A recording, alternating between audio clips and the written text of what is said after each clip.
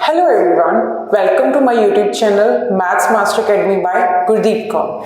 Today we are going with the next day, that is day 8 of the series PS 2026, or today's our topic is algebra. ठीक है, आज ਅਸੀਂ algebra ਤੋਂ ਸ਼ੁਰੂ ਕਰ ਰਹੇ ਹਾਂ. ठीक है, सो अलजैबरा ਦੀ ਬੇਸਿਕ ਡੈਫੀਨੇਸ਼ਨ ਕੀ ਹੋਊਗੀ ਸਭ ਤੋਂ ਪਹਿਲਾਂ. ਠੀਕ ਹੈ, ਆਪਾਂ ਕੁਝ ਟਰਮਸ ਹੈ ਉਹ ਡਿਸਕਸ ਕਰਾਂਗੇ. ਠੀਕ ਹੈ, ਇਹਦੇ ਵਿੱਚ ਮਿਨੀਮਮ 2 ਕੁਐਸਚਨ ਪੁੱਛੇ ਹੀ ਜਾਂਦੇ ਨੇ अलजैबरा ਦੇ ਚੈਪਟਰ ਚੋਂ. ਠੀਕ ਹੈ, ਸੋ ਤੁਹਾਨੂੰ ਸਾਰਿਆਂ ਨੂੰ ਬੇਸਿਕ ਕਲੀਅਰ ਹੋਣਾ ਚਾਹੀਦਾ ਹੈ. ठीक है, जो मेन टॉपिक होंगे, मेन पॉइंट्स होंगे, मैं ਤੁਹਾਨੂੰ क्लीयर करने की बिल्कुल कोशिश करांगी. ठीक है, so first of all algebraic expression की हुंदा है अपने को a combination of constant and variables. Okay, combination होवे किदा कांस्टेंट एंड वेरिएबल्स आ. Let us suppose that 2x square plus 3x plus 2. ठीक है, कॉम्बिनेशन है किदा कांस्टेंट ते वेरिएबल. हुण अपने मन च क्या होगा कि what do you mean by constant and what do you mean by variable. ठीक है, कांस्टेंट की होगा जिहदी वैल्यू फिक्स होगी. The term whose value is fixed is called constant and जिहदी वैल्यू वेरी करेगी अपने को. ठीक है, वेरी कर रही है. ठीक है, उन्होंने की कहेंगे आप वेरिएबल्स. ठीक है, ये अपना कॉम्बिनेशन की होगा अलजेब्राइक एक्सप्रैशन किदा वेरिएबल ते कांस्टेंट का. हुण इत्थे 2 की वैल्यू फिक्स है, इत्थे 2 नहीं, चलो 5 लगा लो क्योंकि आप हजे डेफिनेशन डिस्कस कर रहे हैं 5 एंड 3. इहदी वैल्यू फिक्स है. ठीक है, ते एक्स स्क्वायर एक्स वेरी कर. ठीक है, मीन्स आप if x is equal to 1 put करिए इस एक्सप्रैशन तो यदि वैल्यू कुछ होर आएगी. अगर 2 पुट करिए तो कुछ होर बनेगी, 9 पुट करिए तो कुछ होर बनेगी. ठीक है, इट मीनस दैट कि जो तुहाडा अलजेब्राइक एक्सप्रैशन हुंदा है वो किहदा कॉम्बिनेशन हुंदा है, वेरिएबल्स ते कांस्टेंट दा. ठीक है जी. नैक्सट हम आप कहने हैं कि कांस्टेंट की है, आपने डिस्कस कर लिया कि जो फिक्स्ड वैल्यू. ठीक है, तो वेरिएबल्स की होगा like X Y Z X square वी, जो भी तुहाडे कोल एक्सप्रैशन होगा तो जिहदे विच वैल्यू आप पुट करके वेरी कर सकते हैं. ठीक है, उन्होंने आप की कहांगे variables. Okay, so next is polynomial. Polynomial की होगी मीनस आप इनू एफ एक्स नाल फर्स्ट ऑफ ऑल डिनोट करते हैं. ठीक है, पॉलीनोमियल की हुंदा है कि कॉम्बिनेशन ही हुंदा है कुछ कांस्टेंट टर्म्स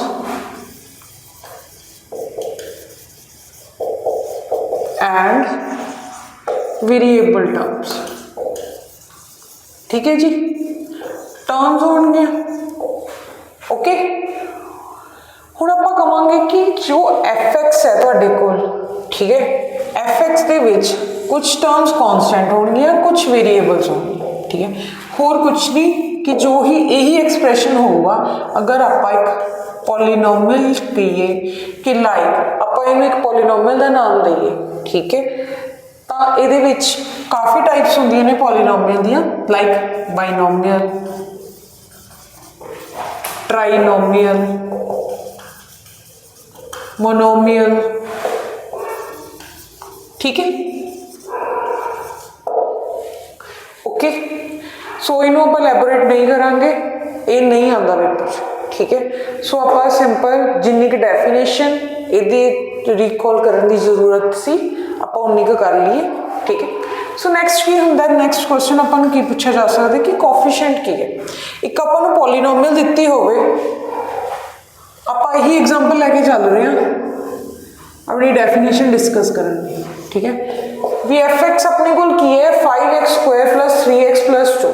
ठीक है, अगर अपने को पूछ लिया जाए what is the coefficient of x square, मतलब एक्स स्क्वायर के अगे जो लिखी होया डिजिट होगा, जी कांस्टेंट टर्म होगी, फिक्सड होगी, ਉਹਨੂੰ ਕੀ ਕਵਾਂਗੇ ਆਪਾਂ ਕੋਫੀਸ਼ੀਐਂਟ। x स्क्वायर ਦਾ ਕੋਫੀਸ਼ੀਐਂਟ ਕੀ ਆ ਜਾਊਗਾ ਰਾਜੇ ਆਪਣੇ ਕੋਲ 5, x ਦਾ ਕੋਫੀਸ਼ੀਐਂਟ ਕੀ ਆ ਜਾਊਗਾ 3। ओके सो 2 अपने कोल अलोन है, इहदे नाल कोई भी वेरिएबल नहीं हैगा ते खुद केड़ी टर्म है ये कांस्टेंट टर्म है।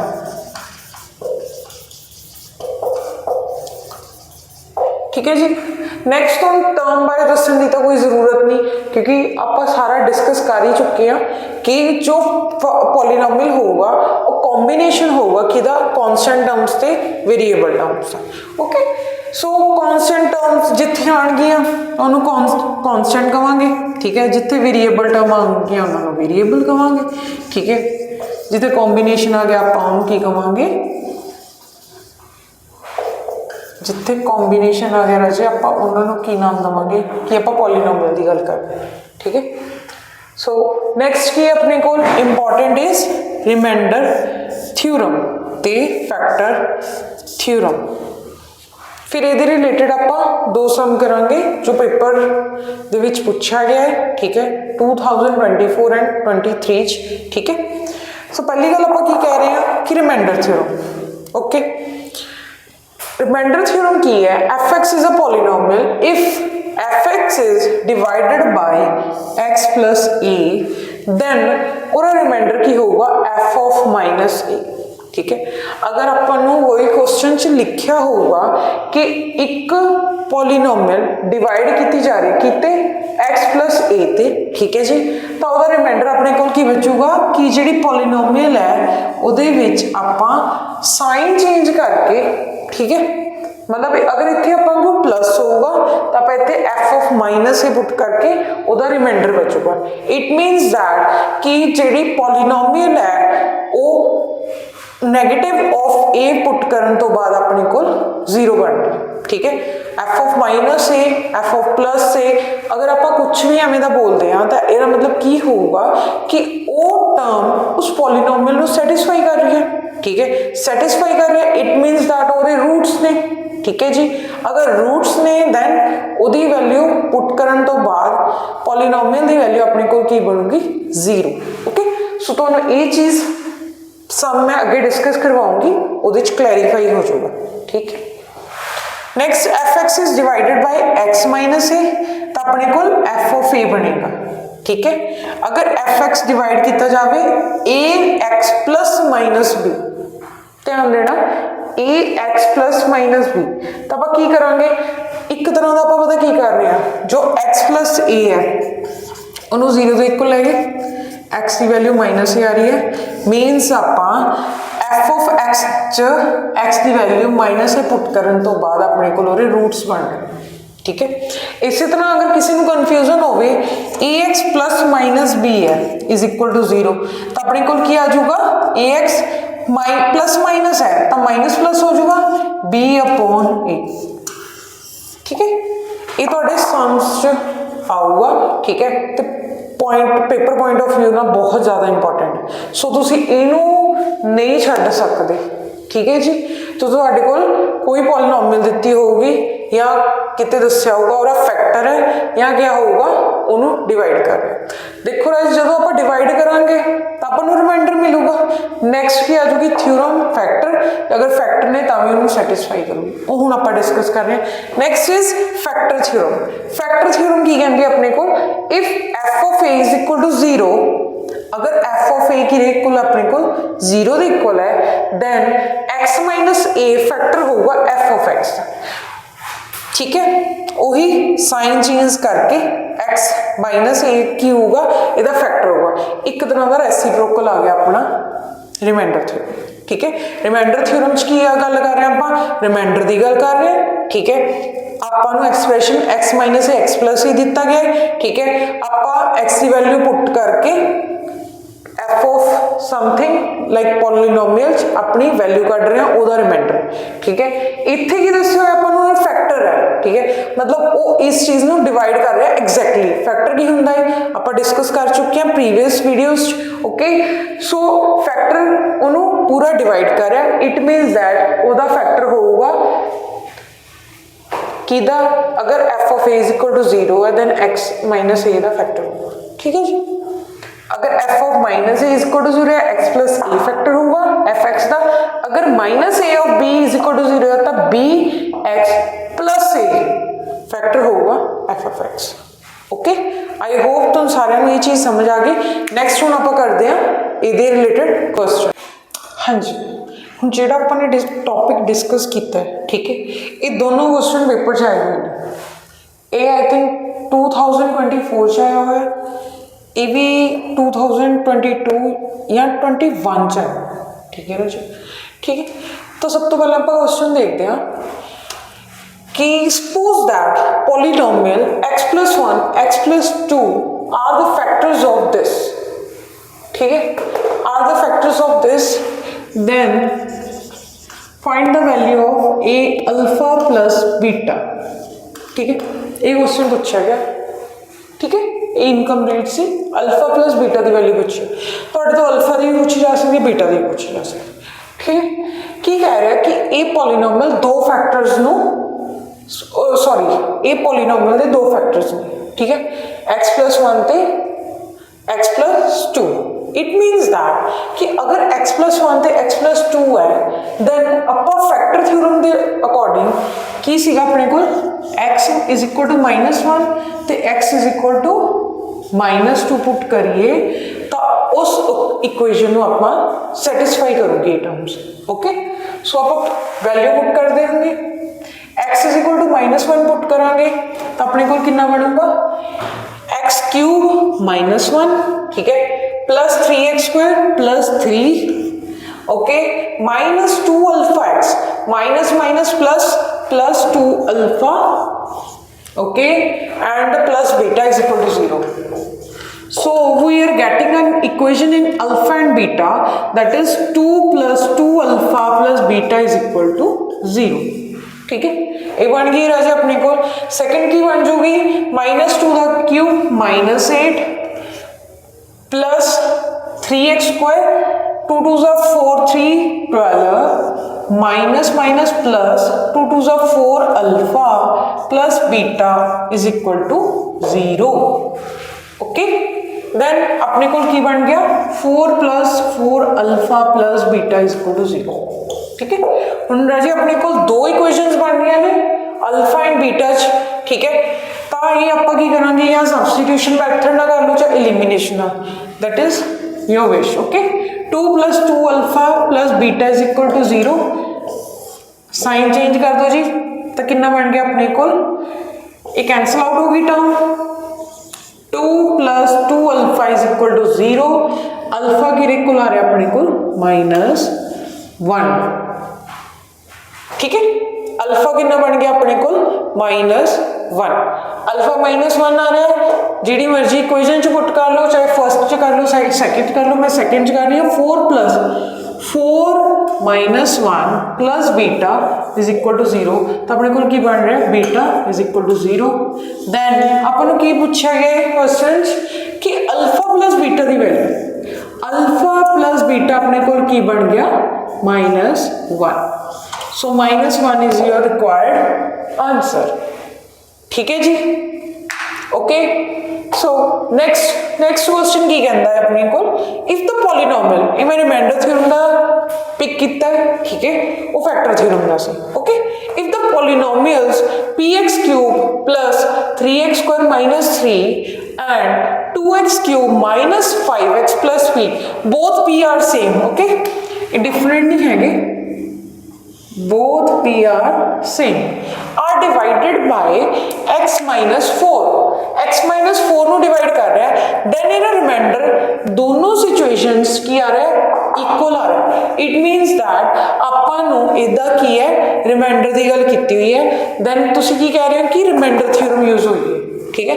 ਇਹਦੇ ਵਿੱਚ ਕੀ ਹੈ ਕਿ x minus 4 ਨਾਲ डिवाइड ਕੀਤਾ ਗਿਆ है, ਤੁਹਾਨੂੰ पता है कि अगर x minus 4 ਨਾਲ डिवाइड किया, it means that x minus 4 is equal to 0, that is x is equal to 4, तो ਤੁਹਾਡੀ पॉलीनोमियल इनू सैटिस्फाई करूगी, ठीक है।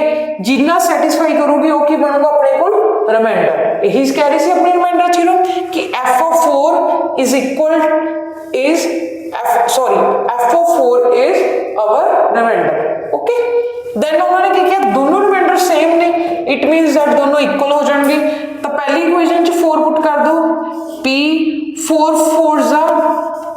4 दा क्यूब आ गया अपने को 3 4 स्क्वायर, पहले आप सारी इक्वेशन ही लिख लेने is equal to 2 4 cube minus 5 into 4 minus p। चाहे तुसी मल्टीप्लाई नहीं करनी सीधा सॉल्व कर सकते हो, ठीक है, अदरवाइज तुसी मल्टीप्लाई कर दो।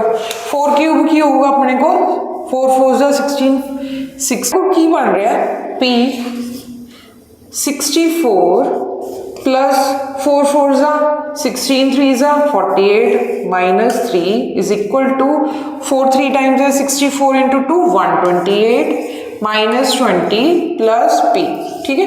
आप ये आप इधर ले जाएंगे, कितना बन गया 63p, ओके। तो इधर कितना बन गया अपने को 45, ओके। ये कितना बन गया 108, तो 108 45 इधर चल जाऊगा, कितना बन रहा 63, p की वैल्यू कितनी आ गई जी अपने को 1, ओके। p की वैल्यू कितनी बन रही है अपने को 1। आई होप तो दोनों सम डिस्कस किए ने regarding factor theorem and remainder theorem, you will get your answer, okay. So next आप गल करते हैं कि अलजैबरा दे विच ऑपरेशंस किवें लगणगे, ठीक है जी। ऑपरेशंस की गल करांगे नैक्सट आपां कि ऑपरेशंस किद्दां लगण, ठीक है। ऑपरेशंस की होंगे अपने को मेनली आप 4 तरह के पढ़ते हैं, plus minus multiply and division, ठीक है। अगर आप एडिशन की गल करिए तो हमेशा याद रखियो कि जेदा वेरिएबल सेम होंगे, अगर दो इक्वेशंस दित्तियां गईयां ने, दो पॉलीनोमियल्स दिते गए ने, ठीक है। Late us suppose that 5x square plus 3x तो एक अपन दिता गया है 9x स्क्वायर प्लस 7x, ठीक है। दो इक्वेशंस ने आप को, ओके। अगर एडिशन की गल की है, एडिशन का ऑपरेशन लगाना है, देन आप की कहांगे x स्क्वायर दी टर्म्स x स्क्वायर नाल ही एड अप होणगियां, ठीक है। 9 5 14x square plus 7 plus 3 is 10x, okay, ठीक है जी। हुण यही आप गल करिए सबट्रैक्शन की, अगर सबट्रैक्शन की गल करिए तो इनू आपस च सबट्रैक्ट करके कितना बन रहा है, ये एडिशनल बन रहा है, ठीक है। अगर सबट्रैक्शन की गल करिए तो की बनूगा अपने को 5 minus 9 minus 4x square 3x minus 7x, ठीक है, ब्रैकेट पै जाऊगी अपने को, तो कितना बन रहा है माइनस 4x अगेन, ओके। सो आप टर्म्स का ध्यान रखना है कि सेम वेरिएबल्स होन, ओके, ठीक है। कोएफिशिएंट उहदा नेगेटिव या पॉजिटिव हो सकता है, वो डिपेंड करो, ओके। Next is multiplication. आप मल्टीप्लिकेशन की गल कर रहे हैं, ठीक है। मल्टीप्लाई करनी है, आही टर्म ले लो तुम 5x square plus 3x multiply by 9x square plus 7x। तो कुछ नहीं, आपने पहली टर्म उठानी है, पहली ब्रैकेट ना मल्टीप्लाई कर देनी है, प्लस दूजी टर्म उठावांगे सारी ब्रैकेट ना मल्टीप्लाई कर देनी, ठीक है। मैं तुहानूं कर देनी है 9 5 45 x रेज टू पावर कितना बन जाएगा 2 प्लस 2 4। आप कल ही एक्सपोनेंट का लैक्चर डिस्कस किया सी, ठीक है, प्लस 3 इंटू 9, सॉरी आप पहले यही वाली टर्म में इतना कर रहे हैं, तो कितना बन जाएगा 7 5 जा 35 x क्यूब। हुण आप दूजी टर्म उठाइए 3 into 9 27 x cube plus 7 into 3 21 x square, ठीक है। आई होप तो मल्टीप्लिकेशन भी ऑपरेशन पता लग गया होगा in case of polynomial. Next is division. Division का एग्जांपल ले लो 5x square plus 3x is divide by x।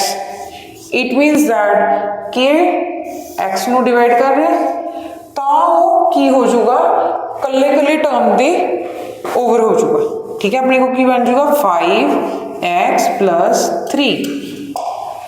Okay, सो अपन ये भी ऑपरेशंस भी पता लग गया कि एडिशन च की करना है, सबट्रैक्शन च किदां करने ने, ठीक है, ते मल्टीप्लिकेशन ते डिवाइड च किदां, ठीक है जी। सो आई होप तुहानू अज का लैक्चर अच्छा लग्या होएगा, ठीक है। तो कल आपां अलजैब्रा नू ही कंटिन्यू करांगे, अलजैब्रिक आइडेंटिटीज तो। ओके, ते एक होर टॉपिक है छोटा जा HCF ते LCM, जिस तरह आपां फ्रैक्शन च पढ़िया सीगा, ठीक है। HCF ते LCM नॉर्मल नंबर्स का पढ़िया से, ठीक है जी। तो उस तरह फैक्टर्स का भी आऊगा, ठीक है। कोई अलजैब्राइक एक्सप्रैशन दिता होवे उहदा HCF ते LCM पूछा जा सकता है, ठीक है। HCF LCM अपने बेसिक क्लियर ने, ठीक है। वो छोटा जिहा एक टॉपिक है, वो भी कल कवर हो जाऊगा। प्लस आइडेंटिटीज टू सम आने के चांसेस ज़्यादा होंगे, ठीक है। ये आप फैक्टर थ्योरम ते रिमाइंडर थ्योरम के ये क्वेश्चन एक तुसीं देख लेना चंगी तरह, ठीक है। कुछ नहीं करना आपने कि जे अगर x माइनस ए दिता हो तो x इक्वल टू ए भर के आप पॉलीनोमियल च अपना सैटिस्फाई करवा देना है। जो आंसर आ रहा, अगर आपको कोई अननोन वेरीएबल पूछा गया है तो आपको आंसर मिल जाऊगा, ठीक है जी।